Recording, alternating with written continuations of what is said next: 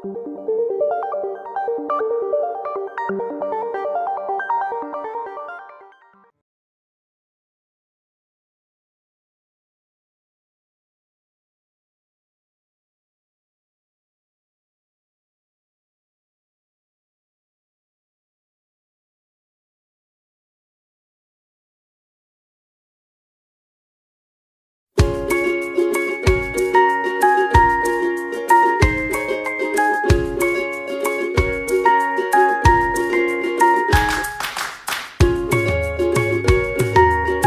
payamédicos son personas solidarias que utilizan la técnica del payaso teatral adaptada al medio hospitalario, sabiendo que esto es una herramienta terapéutica.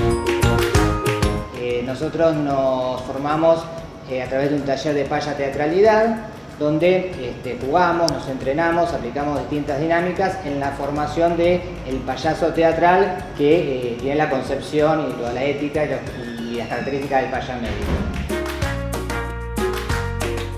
Lo que intentamos es que se suelten, pierdan la vergüenza, puedan mirar a público, puedan reconocer que si tenemos un objeto imaginario en la mano, lo tenemos que sostener mientras dura la improvisación. También es una formación, digamos, teórica, donde se abordan conceptos de psicología, como dije antes, de filosofía, de bioseguridad, y también se juega, que es el taller de payamedicina. Una vez que tenés los talleres, que tenés tu vestuario aprobado, podés hacer lo que llamamos la payaresidencia en el dispositivo que elijas. Payamédicos tiene otros dispositivos, además del hospitalario. Por ejemplo, payaseña, que tiene lengua de señas para ciegos, payaguau, que es zooterapia con perros, payaballo, que es zooterapia con equinos, hidroterapia, payascuela, donde se hacen obras de prevención de la salud, payasol, donde se ayudan a las personas inundadas o que tuvieron una catástrofe. Payaballo es uno de los dispositivos de payamédicos, es el nombre poético que encontramos para identificar la equinoterapia. La equinoterapia es conocida como los tratamientos terapéuticos que son indicados por ciertos profesionales como los neurólogos para ciertas patologías, por ejemplo, autismo.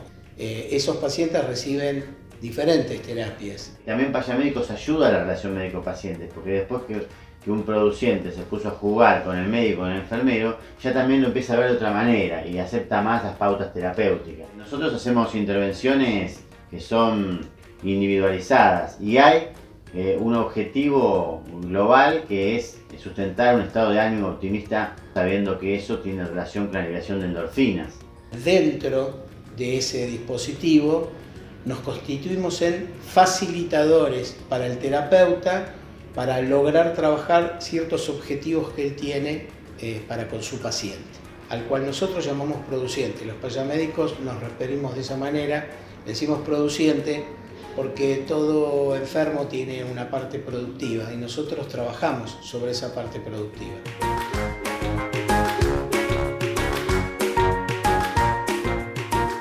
Hay una paya paleta donde utilizamos determinados colores y otros no utilizamos por el impacto psicológico, fisiológico y hasta las características del color en cuanto a su longitud de onda y su cercanía cuando ven aparecer al payaso, que nos permite lograr un mejor encuentro.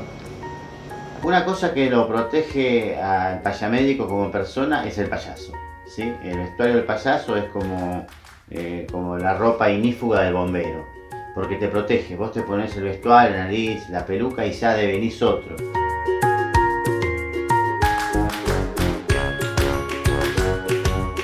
En general, cuando nosotros llegamos, muchas personas internadas están solas, tristes, hay una energía en la sala que en general es compartida bastante bajo, muchas veces están también con los familiares. Y bueno, cuando llega payamédico comienza a ver otra cosa y se fantasiza el espacio.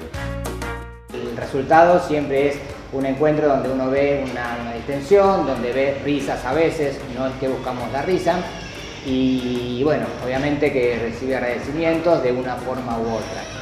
Desde el punto de vista científico también está muy evaluado el tema del buen estado de ánimo en la progresión de las distintas patologías por la producción de endorfinas, hormonas y el mejoramiento del sistema inmune, que eso colabora a la progresión de una determinada enfermedad.